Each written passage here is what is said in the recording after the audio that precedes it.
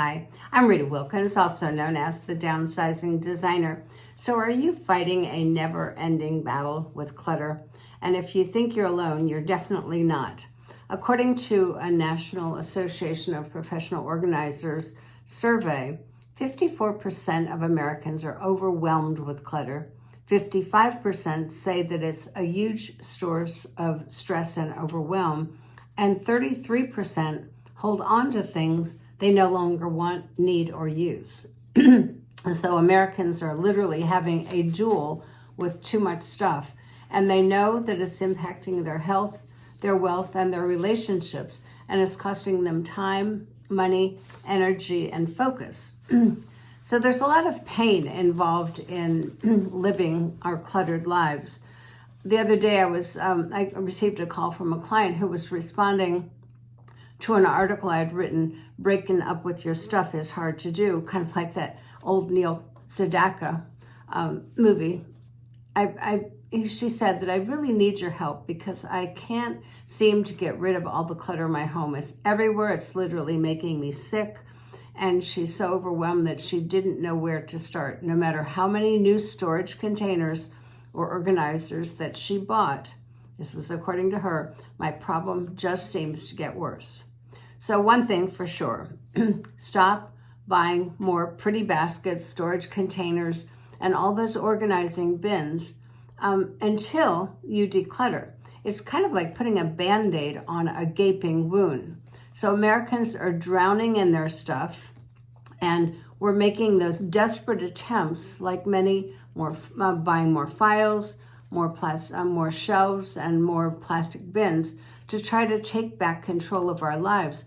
And that overabundance of stuff is making us miserable, causing us stress, anxiety, frustration, overwhelm, and even embarrassment. So the impact of this has on the quality of our lives is tremendous.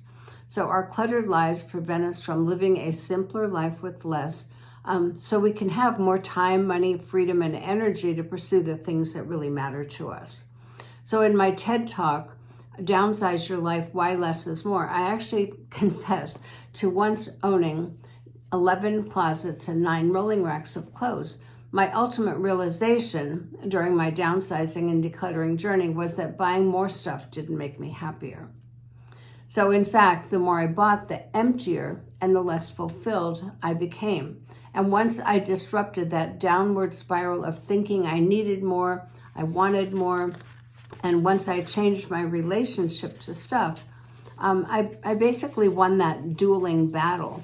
Stuff no longer owned me. I wasn't consumed by it anymore, and I got my life back, and I never looked back.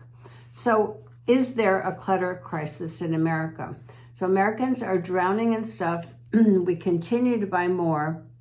And so I want to offer a few kind of scary statistics that might shake you up a little bit.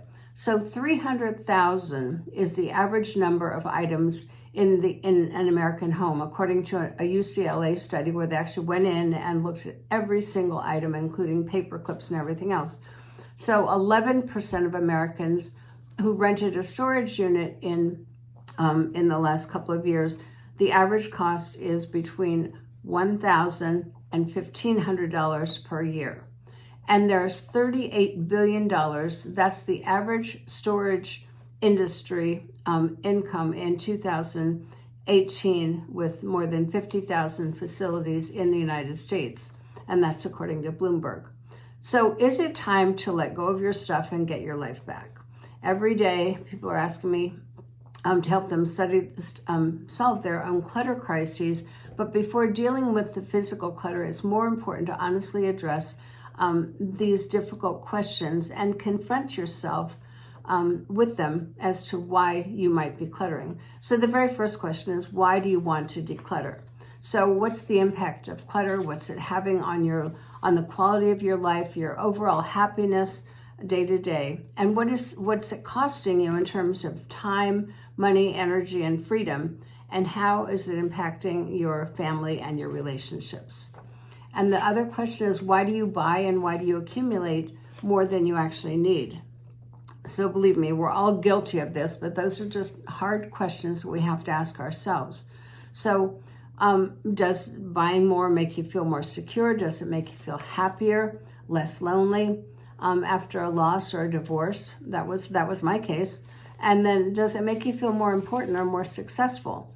And does it help you feel like you can measure up to others once you have all that extra stuff? So why do you have difficulty letting go of stuff? So this is the third big question. We often attach meaning to our stuff, and we're afraid to resist. We're afraid to let go. So we procrastinate, and we do resist. So for instance, sentiment.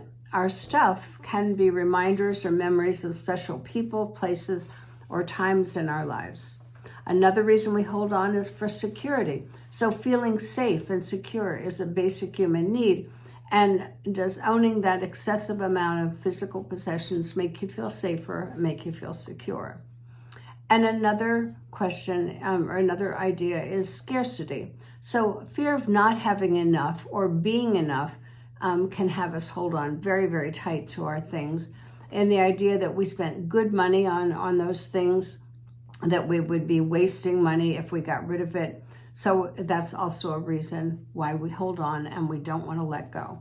And then another one is someday. So resisting or procrastinating and letting go just in case you might need it someday. So there is a 10-step plan to battle and win the battle with clutter. So this is kind of a 10-step plan that I've created that can help you win not just your space, but also yourself back from that battle and to effectively help you get rid of clutter. So the first one is to have a vision. So create a vision for what your life will look like after all that clutter. So then focus on what matters most in your life. So it may be just, having a peaceful life inside your own home, having it be more of a sanctuary rather than, a cluttered mess. The second one is a willingness to do what it takes. Commit to making those changes, getting rid of clutter, and not allowing it back into your home and your life. This is a big step for most people. So if you want to declutter, you have to be willing to let go, and you have to be willing to do all the work. And the third is to stop buying more. So when you develop a mindset of having enough and being enough, you don't really need more. And then the fourth is to create a plan. So strategize, set your goals, create a timeline, track your progress, and have accountability partners and hold yourself to account for getting done what you say you're going to get done. And a fifth one is to ask for help. So if you think you need help, ask for it from family, from friends, or professionals who are not emotionally attached to your things like you are. And then the next thing is to schedule decluttering. So actually put it on your calendar. Pick a favorite decluttering method that really works for you and for your schedule, and then stick to it. Start small or start big. Just start today. So one that I typically recommend is just set your timer for 15 minutes and declutter one small drawer, one small shelf. A seventh is to develop your letting go muscles. So if you haven't heard of these, you go to the gym once a week, you get one result. If you go to the gym 3 or 4 times a week, you get other results. So if you want to develop your decluttering muscles, learn how to let go. It does become easier over time. So if you don't want it, if you don't need it, if you don't use it, sell it, donate it, repurpose it, but let it go. And number 8, and those of you that know me and follow me, you gotta have fun. So having fun decluttering sounds like an oxymoron, but it's really not. If you make decluttering a game, just laugh at yourself at some of the silly stuff that you've accumulated and you've let hang around for so long. You look in your closet and you see things that you bought that you say, why in heck did I buy that? Anyway, laugh at yourself. And then be resilient. So you will get stuck. You will want to quit. You will definitely question why you're doing this in the first place. So recall your reasons for wanting to live with less. For me, it was always I wanted to have a simpler life with less clutter, less mess, less stuff to have to deal with, and less to have to manage. So this will serve as a reminder to motivate you to continue your journey when you do want to quit. And number 10 is to remember that it is a journey. Along the way, you might actually realize how much less you need, but even better, how much less you want. So decluttering is a process. It takes time, it takes effort and commitment, and it takes real courage to duel with that clutter. But I assure you, it's a fight worth having.